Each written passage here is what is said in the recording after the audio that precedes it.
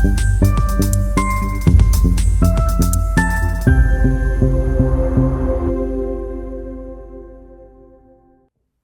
there, my name is Kinga, and today's session will be a podcast-style audio recording again instead of a video, and I'll explain a bit later why I'm not in front of the camera today. Let's just say that my body is currently going through some healing and adjustment. For those of you who know me, you're aware that I create meditations, including custom-made guided meditations, and if there's something you'd like to achieve, create, or visualize, I craft a deeply descriptive meditation tailored to help you align with the feeling of already having or accomplishing that desire. And this approach has been transformative for me as well. And I've used it to bring opportunities and experiences and even amazing people into my life. And a few months ago, a lovely woman reached out to me for a custom-made personalized meditation. And as part of the process, we had a 1-hour consultation to dive into her desires and vision. And during our session, she shared something profound that resonated deeply with me. She said it was time for her to love her body more and nurture a better relationship with it. And she revealed that during a spiritual ceremony, she received what she described as a message or a download from the universe. And it said, "Have a love affair with your body. This body of yours is my love poem to you." Love poem. I was captivated by the beauty of those words. They spoke to me on such a personal level because they mirrored a journey I've been on myself. Recently, I've begun to truly acknowledge the importance of my body, not just as a vessel, but as sort of a vital partner in my life and creations, like everything that I manifest. And for so long, I lived in my head, in my mind, seeking understanding and awareness through intellect and becoming more conscious. Then I learned to connect with my heart and sort of harmonize my mind and heart, creating the heart-brain coherence. But in 2024, my focus began to shift further. I realized the importance of embracing my body, tuning into it, loving it, and inviting it to be an active participant in my creative process.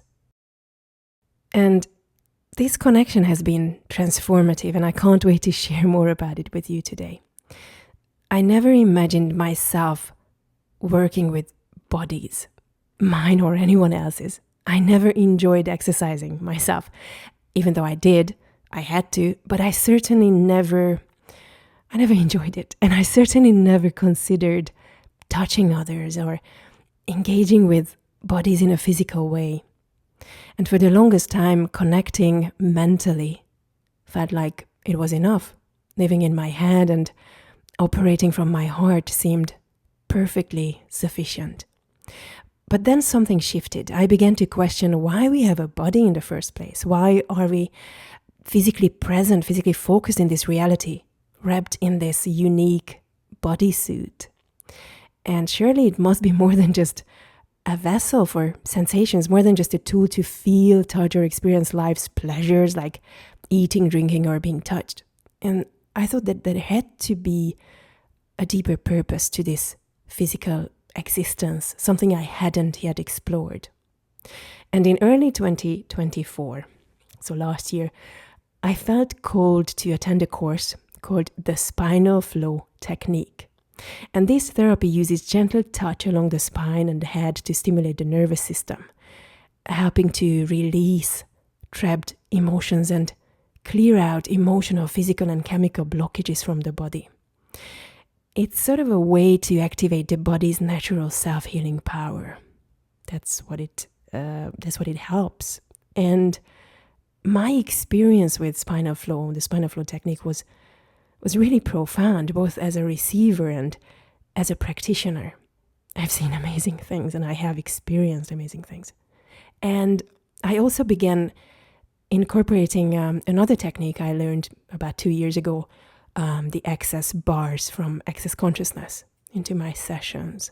And I give separate sessions, so it's not like I created one out of the two, but I work with both techniques. And even though I had personally experienced access bars and its transformative power during two of my darkest periods in my life, times when I felt like completely hopeless and I just fell into this deep depression, and then I went to get a session, and the technique helped me. I remember going there feeling like, okay, that's it, I'm just giving this a last chance, but if I don't feel any change, I just go home and I'm done. I end it.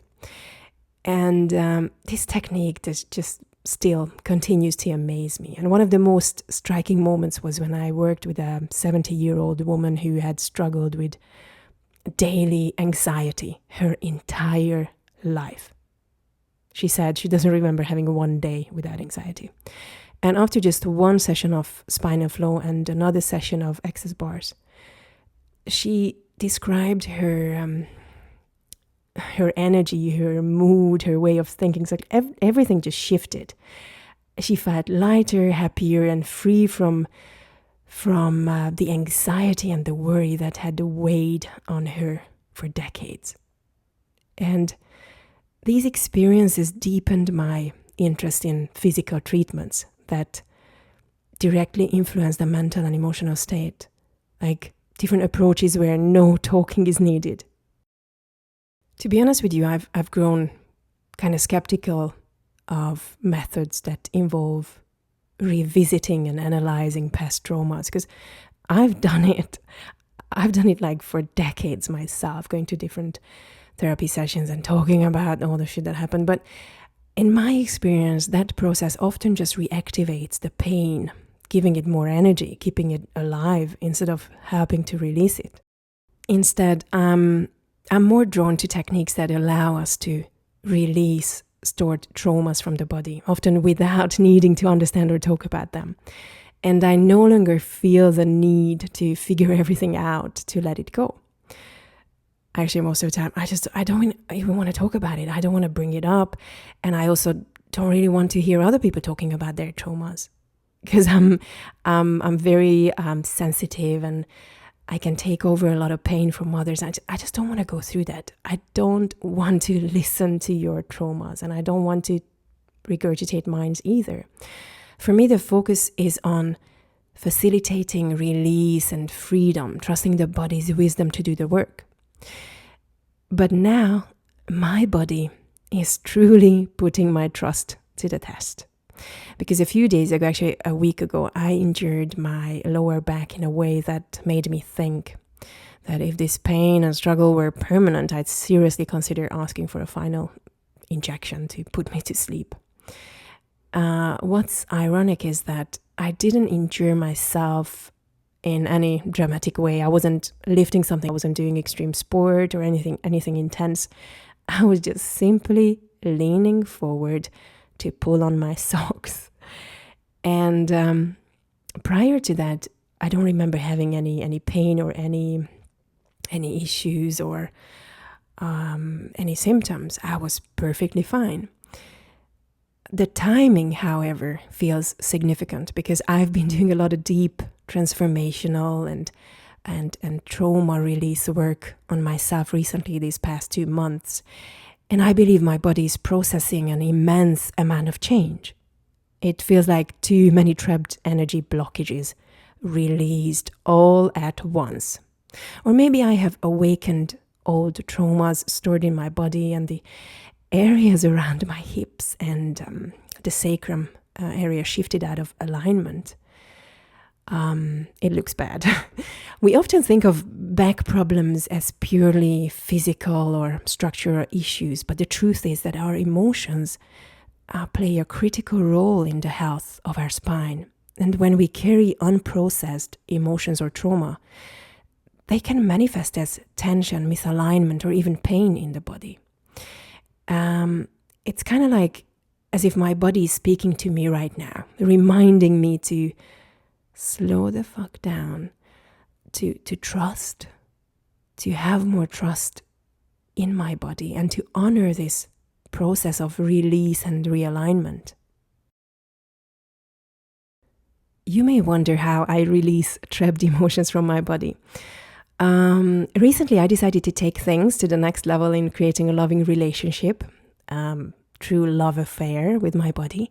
And this is not only for my own healing, but ideally to help others do the same in the future. And as part of this journey, I've become increasingly curious about how my body works and how I can support it in releasing emotional blockages.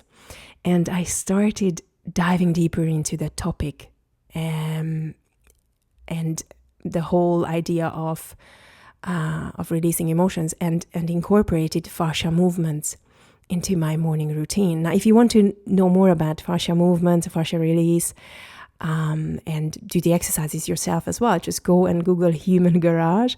They have an amazing app. They have Instagram and YouTube channel and just all over an amazing bunch of people. And these exercises focus on improving the health, the flexibility, and the function of the fascia, which is, a network of connective tissue that surrounds and supports the muscles, the bones, and the organs. And the movements are incredibly gentle, not cardio or anything heavy in any way. Yet during my first session, I remember the first few sessions, actually, I found myself sweating a lot. And they say it's a clear sign of releasing blockages. And then later, I experienced dizziness as well, which is also another indication of energy shifting, releasing blockages. And over the following weeks, my body began to adjust in noticeable ways as well. I could see and feel and sometimes even hear these subtle changes. But then, unexpectedly, I hit a challenging phase. I became intensely irritated and frustrated, and I was irritated by the smallest things around me. I was scared of sudden noises. It was truly extreme. I became so sensitive that even a sudden sneeze from my partner could make me jump out of my skin. It was like my nervous system was on high alert, reacting to the slightest disruption. And in the midst of this overwhelming state, I returned to the fascia movements again, and then they provided immediate relief. And it's funny because now I think back, there was another time when I remember I had sort of like an argument with my mom. And I remember my body was just shaking out of the frustration and trauma, whatever. And I went into my room or the room that she calls my room in her house. I don't live there, but I just have a separate room for me there. So I went into my room and I did the fascia movements again, and I remember how my body just calmed down and all this shaking stopped. So anyway, when I was in this overwhelming state, as I told you, I got scared even when my partner sneezed.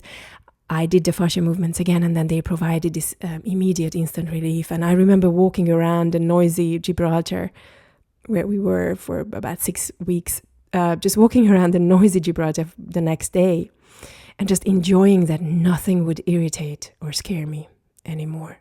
And my partner sneezed, nothing happened.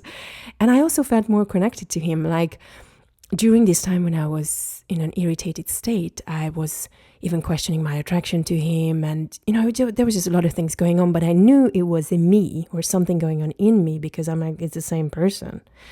It's the same person that I know I am attracted to. So I knew that I needed to turn my attention into these internal processes. And as soon as it got fixed, everything was back to normal. And this process has been both enlightening and challenging, teaching me just how much our bodies hold on to and how crucial it is to listen, to nurture and support them through these releases. And I have learned that healing often gets worse before it gets better. You probably have heard this. And true to that pattern, things eventually did improve. And these movements I practiced during the height of my mental and emotional chaos had an incredible effect. They calmed both my mind and my body. And suddenly I was no longer irritated by the same things, no longer scared by sudden noises, and my body was no longer reactive or stuck in stress mode. And this transformative experience, or this whole transformation I went through, inspired me to teach these movements to my mom and my friends. And I vividly remember showing them to a friend in Stockholm and chatting and just stretching on her floor. And I realized something remarkable. I was so flexible again. I've always been naturally flexible, but for a while I hadn't been able to touch my knees with my forehead. I remember that. And I kind of blamed it on my belly. Yet out of nowhere, it just felt so effortless, and I could stay in that position for such a long time as well. And interestingly, I had also lost some weight over the past few weeks, maybe because of the fascia movements, maybe not. But what stood out most was the noticeable return of my flexibility, and how every movement just felt so easy and effortless. And it felt like my body was finally releasing what it had been holding on to, allowing me to move with ease and freedom once again. Then life took me through some profound changes, as it does, and I moved across countries and settled into a new apartment in a residential park called Live or Live. And the choice seemed simple at the time. I picked a place online during a video call, not giving much thought to its location, but after moving in, I realized that it was right across the street from the hospital where 25 years ago, I watched my father take his last breath. Now, I still vividly remember that night at the age of 18, walking out of the hospital, and I know, or I think, that my body had shut down, or at least my brain did, because there were no thoughts, no emotions, just staring into the void after witnessing something I've never imagined I'd have to see, my father's body fighting for its final breath, and then releasing in every way that bodies do when we die. And those moments left an unforgettable mark, a weight that I carried without probably realizing it. And now looking back as an adult and knowing more, I know that I went into depression at that age, stuffing myself with carbs, chocolate secretly, and just putting so much weight on and not getting good grades. And there was just a lot of changes I went through. And I mean, you can imagine at 18, I was probably incapable of processing what had happened. And I also know this because even 6 months later, 6 months after my father passed away, I remember dialing his mobile phone number, only for the reality to hit me like a tidal wave when his voicemail played. It was his voice on the other end. And that was the moment that it truly sank in that he was gone. And now at 43, it feels like the memories probably stirred something within me again, as if my body decided that it was finally time to process and release all that pain. And I have a better understanding now and the tools to work through it, yet it hasn't been easy. Even as I record this, I'm sitting in an awkward position, wearing a pain relief patch on my lower back and a support belt around my waist. And it's because a week ago, as these memories began to surface or resurface, I experienced a sudden sharp abdominal pain one night. It woke me up, and I managed to calm it with some hand healing. But the following morning, while simply just leaning forward to pull on my socks, something gave way in my lower back. And since then, the pain has been relentless. Walking, sitting, or lying down, or sleeping, or showering, going to the bathroom, even existing in one position has been a struggle. My hip and sacrum got out of alignment, and my right leg looked shorter, probably because of the muscles on that side, on the right side, pulling, shortening, pulling everything out of balance, and having to or forcing me to tiptoe on my right leg to be able to walk. It looks bad, it feels bad. And for a while I thought that the damage was serious. And only today I noticed or realized or understood that it's just muscle. Like it's got nothing to do with my spine, with the discs, or with the sacrum. Like nothing to do with the bony area. And so I was asking, like, what if my body is asking for attention? Telling me that there's no more room for avoidance. This is the moment to heal, to process, and to finally let go. And I am here for it. And I'm also fortunate to have a mom who has dedicated decades of her life to studying various healing modalities. And she has invested in an area of machines, including some designed for quantum healing from a distance. And she's been helping so many people. And she's been also supplying me with machines and different tools and homeopathic remedies, and has even been healing me remotely these past few days. And I've also sought help from other healers and practitioners. I've been giving myself spinal flow sessions, and which is a bit difficult to give it to yourself, but I was trying. And I've been listening to my own healing light meditation. That's the one that I recently created, and I published it here on YouTube last week, and also on my Insight Timer profile. So if you haven't yet, go give it a listen. And through this journey, I've come to understand something profound. When we experience pain or discomfort, our instinct is often to reject or disconnect from those parts of our body. We definitely don't want to give it more attention. And this rejection creates resistance. And as the saying goes, what we resist persists. And by turning away from these sensations, by wanting to block them with painkillers, pain relief, whatever, we block the healing energy, that could just flow into them. We create more tension, we create more energetic rigidity, and just allowing negative energy to settle and form dense, stagnant blocks instead of allowing flow and ease.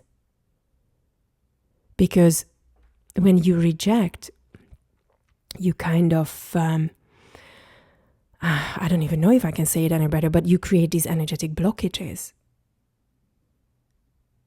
You push it away, you're definitely not giving it attention and love. You're giving it attention, but in a different way. You're not loving it in that moment.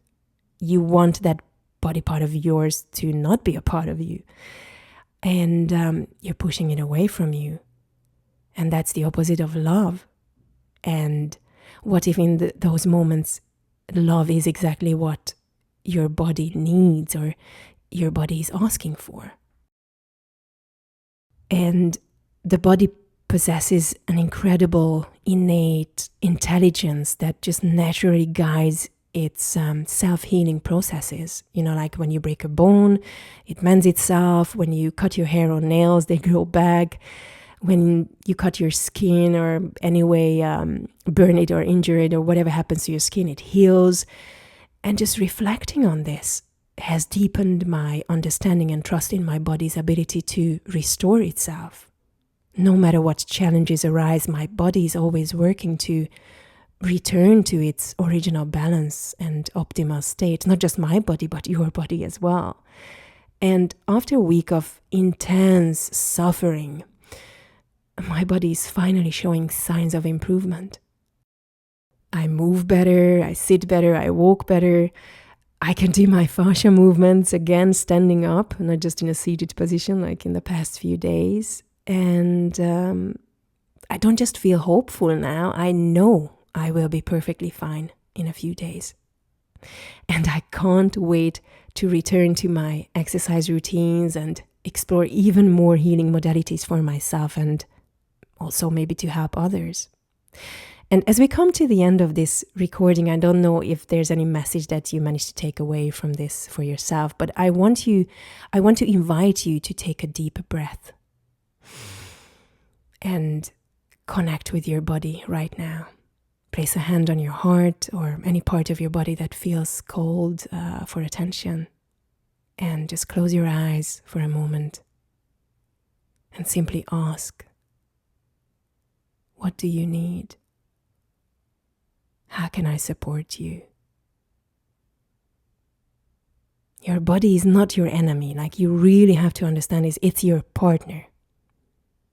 Your body is your guide and your greatest ally in this life. You know, it holds the wisdom of every experience that you've ever had. And knows the way back to balance, healing, and to vitality. And I heard this the other day, your body is not the problem. It is the solution. Pain, discomfort, or resistance isn't here to punish you. It's here to communicate with you, to guide you toward greater awareness and growth. And the question is, are you willing to listen? Are you willing to honor your body as the miraculous system it truly is?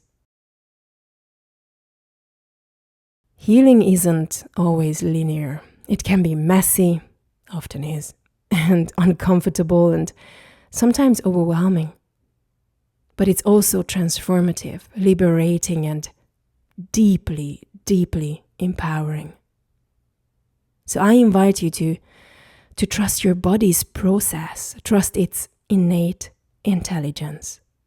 And remember that you don't have to walk this journey alone, because there are tools, practices, and communities even available to support you. I also recommend you check out Human Garage. They are incredible and very helpful, full of information, and if you can incorporate all the fascia movements that they teach you into your morning routines, that your body will thank you. You can also check out my healing meditations on Insight Timer. I'm going to leave the link below in the description section. And you can also dive deeper into energy practices that I sometimes share on my channel. Thank you for being here and for showing up for yourself and for being willing to connect with your body in a new way. I see you in the next video, and until then, take care of your beautiful, intelligent, and resilient body. It's doing so much more for you than you can ever imagine. Take care, and I see you soon. Yes, the next video will be a video, not an audio, I promise. Alrighty, see you soon.